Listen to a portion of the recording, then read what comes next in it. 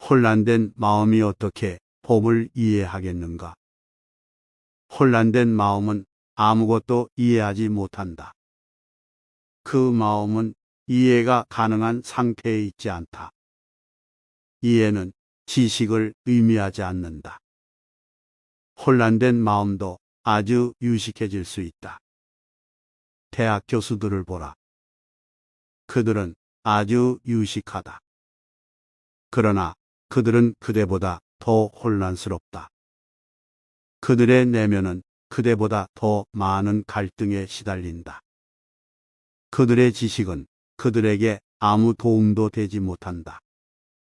지식은 어느 누구도 돕지 못한다. 다만 짐이 될 뿐이다. 지식은 존경을 안겨준다. 그것은 거대한 에고 트립이다. 에고는 한껏 부풀어 오름을 느낀다. 그러나 에고가 더 부풀어 오를수록 그대의 내면은 더 많은 문제를 갖게 될 것이다. 왜냐하면 에고는 거짓된 현상이기 때문이다. 그리고 거짓된 것에 집착할 때 그대는 실체와의 접촉을 잃기 시작한다. 거짓 안에 불의를 내릴 때 그대는 실체를 잊는다. 유식한 인간은 그대만큼 무의식적이다. 무식한 자와 유식한 자는 다른 배를 타고 있지 않다. 그들은 여행의 동반자이다. 그들 사이에 다른 점이 있다면 정보의 양이 다를 뿐이다. 그것은 아무 차이점도 만들지 못한다. 나는 조금밖에 아는 게 없고 그대는 나보다 조금 더 많은 것을 알지 모른다. 또 어떤 사람은 많은 것을 알고 어떤 사람은 걸어 다니는 백과사전이라고 할 만큼 유식할 수도 있다. 그러나 거기엔 아무 차이도 없다. 붓다는 지식의 인간이 아니라 이해의 인간이다. 그는 정보가 아니라 통찰력으로 가득 차 있다. 그는 생각으로 가득 찬 인간이 아니라 뚜렷한 비전 거울처럼 명확한 시야, 위대한 의식의 각성으로 충만하다. 그대는 몽유병 환자처럼 움직인다. 그대는 자신이 무엇을 하고 있는지, 그것을 왜 하는지 알지 못한다. 그대는 자신이 어디로 가고 있는지, 왜 가는지 모른다. 그대의 삶은 무의식적이다. 그 삶은 로봇과 같다. 인간은 무의식 속에 산다. 결코 깨어있지 못하다. 다른 사람을 관찰하고 그 다음에는 서서히 그대 자신을 관찰해보라. 그대는 수많은 무의식적 행동을 보게 될 것이다. 지금까지 그런 식으로 살아왔다는 것이 믿을 수 없을 정도이다. 그대는 아무 이유도 없이 거짓말을 한다. 자신이 거짓말을 하고 있다는 사실을 문득 깨달을 때 그대는 깜짝 놀랄 것이다. 도대체 거짓말을 할 이유가 없지 않은가? 거짓말을 함으로써 얻을 게 아무것도 없다. 단지 습관적으로 기계적인 패턴으로 거짓말을 하고 있는 것이다. 그대는 아무 이유도 없이 슬퍼진다. 그 방면에 연구해온 사람들은 그대의 기분을 달력으로 만들 수 있다고 말한다. 나는 그들의 연구가 중요하다는 것을 안다. 단 한 달만 그대의 기분을 기록해 보라. 월요일 날 아침에는 어떻고, 오후에는 어떻고, 저녁 때와 밤에는 어떤 기분인지 기록해 보라.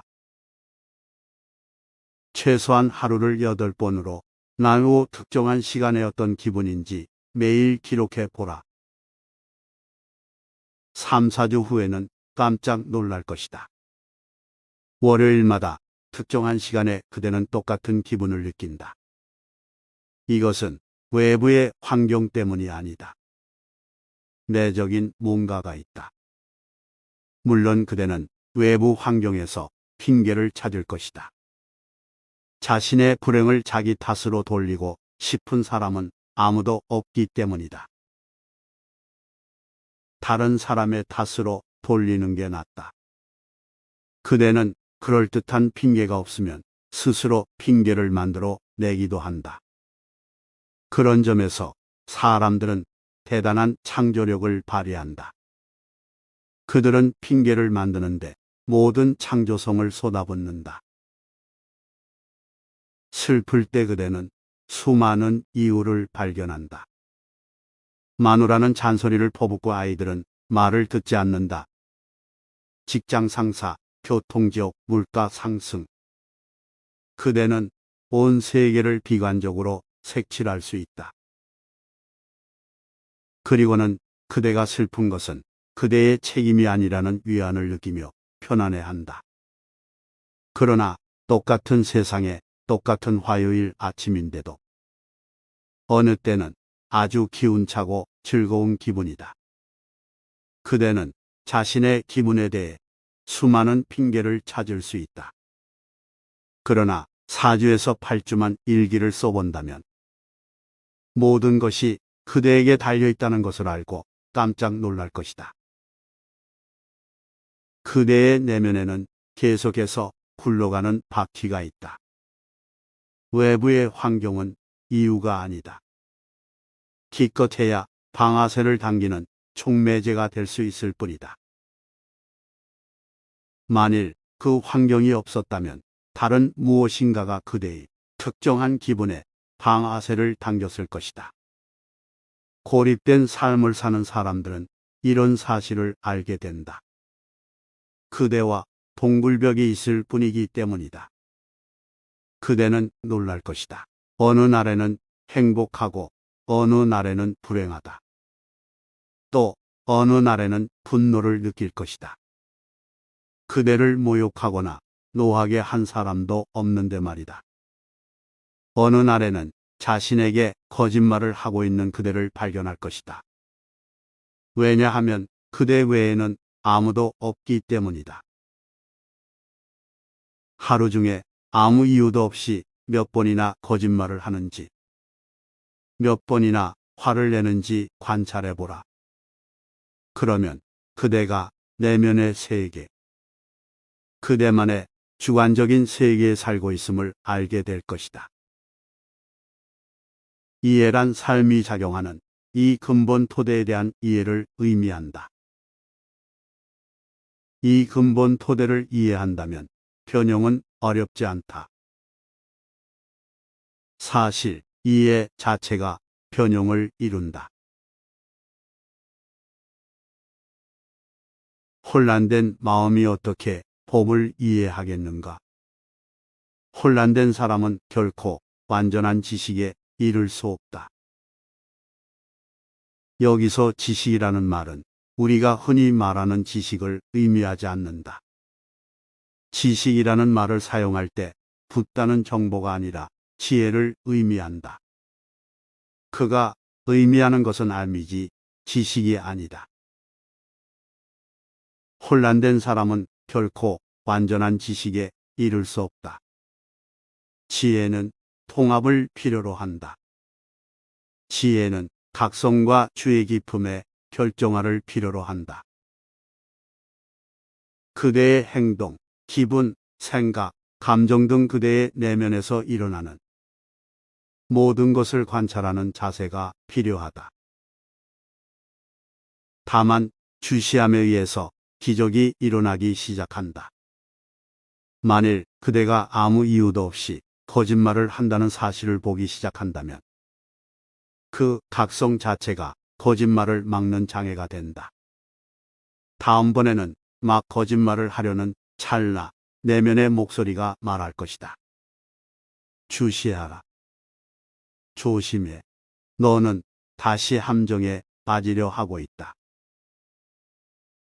슬픔에 빠지려는 찰나 그대 안에 어떤 목소리가 그대를 일깨우고 경고할 것이다. 이것이 그대의 에너지를 변형시키는 길이다. 이것이 정화의 길이며 변형의 영원한 법이다. 어떤 신부님이 이렇게 기도했다. 신이여 용서하소서. 저는 해서는 안 될 것을 뻔히 알면서도 했으며 해야 하는 것을 알면서도 하지 않았습니다. 이것이 갈등이다. 이것이 혼란에 이르는 길이다. 붓다는 그대를 모든 동일시에서 벗어나게 할 수 있는 비밀의 열쇠를 주었다.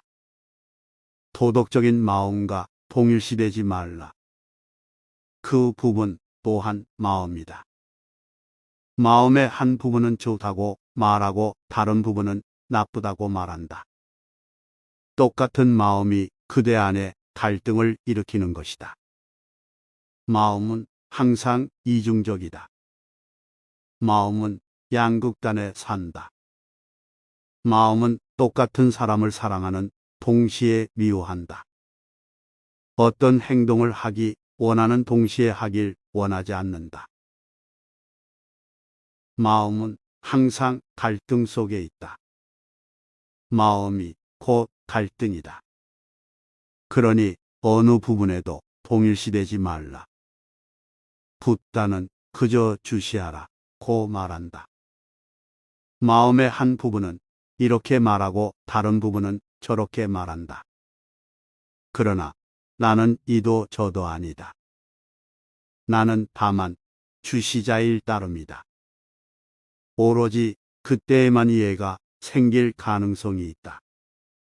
선악의 판단을 초월하는 것, 이것이 주시의 방법이다. 주시를 통해 변형이 일어난다. 이것이 도덕과 종교의 차이이다. 도덕은 옳은 것을 택하고 그른 것을 버려라. 선을 택하고 악을 멀리하라고 말한다. 그러나 종교는 이렇게 말한다. 그저 주시하라. 아무것도 선택하지 말라. 선택 없는 각성의 상태에 남으라.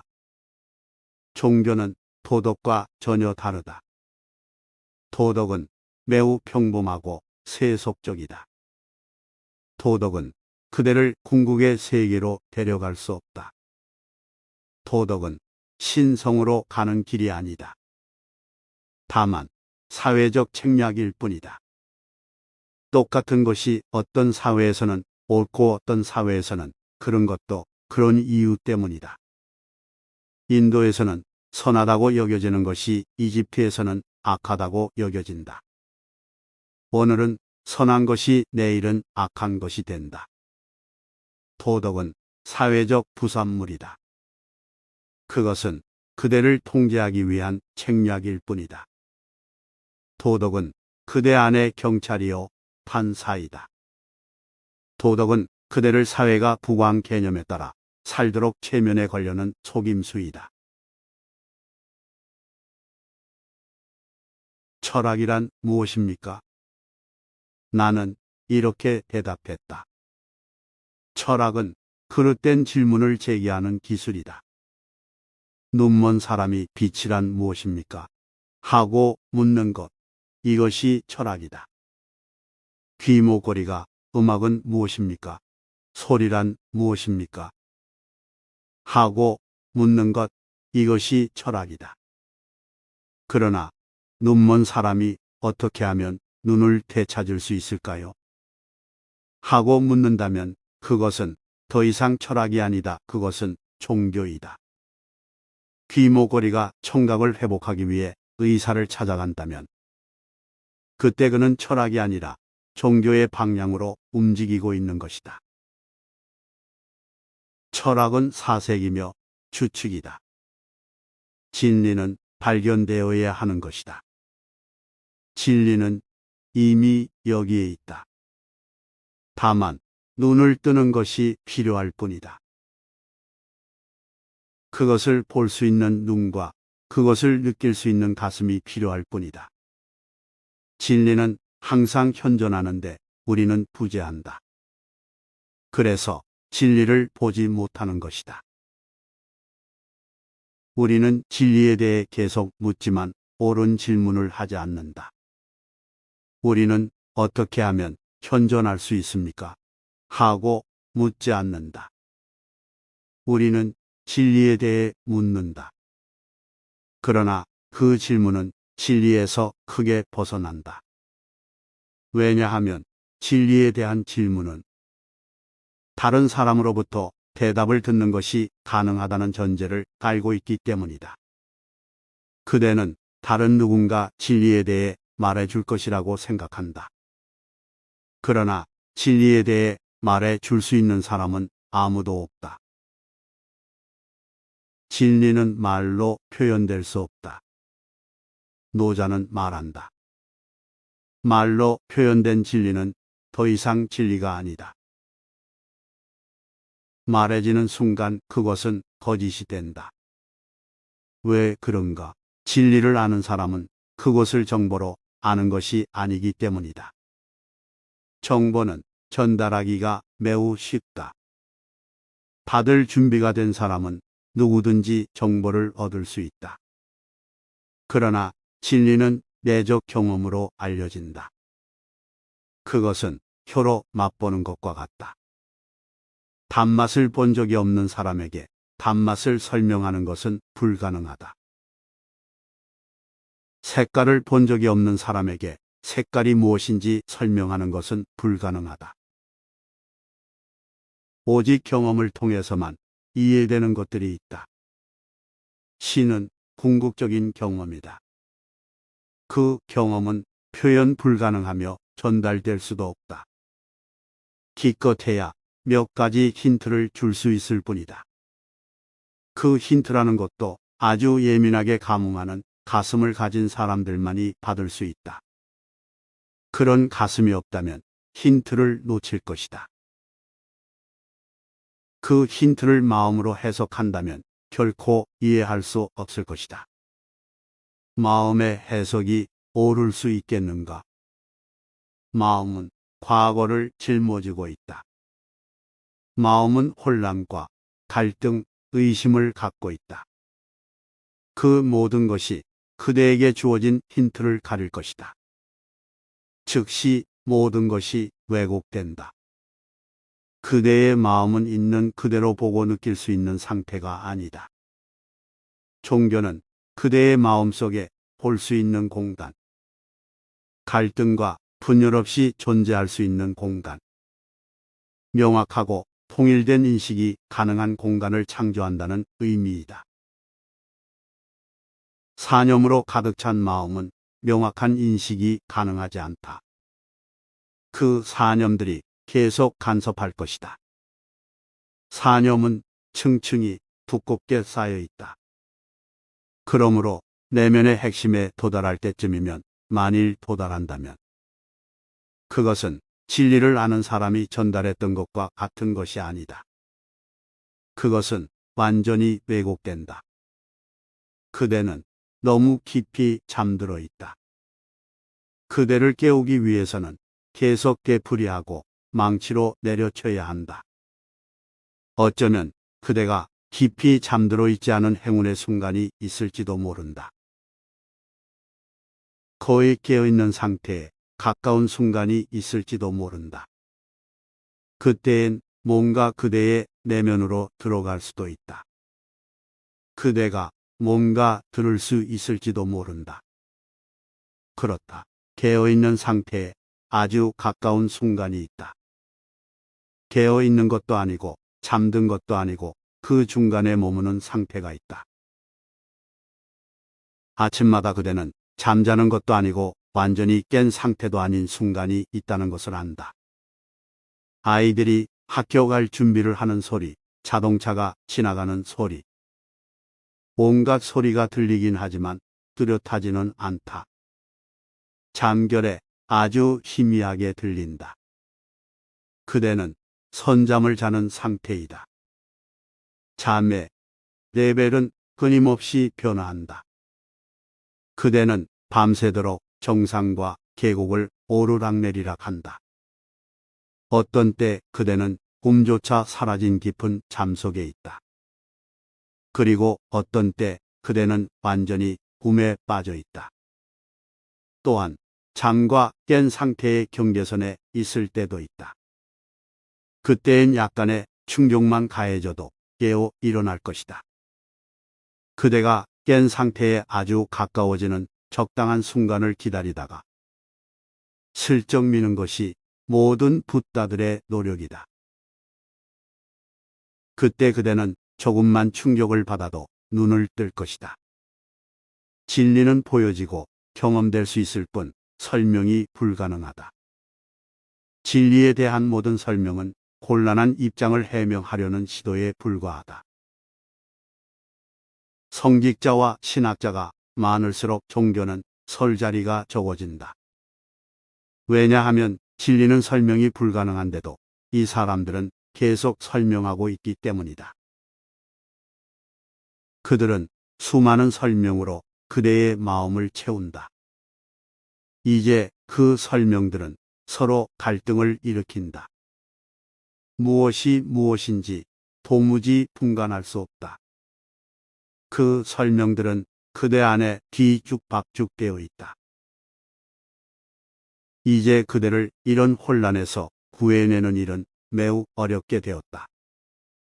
유일한 방법은 이 수많은 설명들이 일으키는 모든 소음을 포기하는 것이다.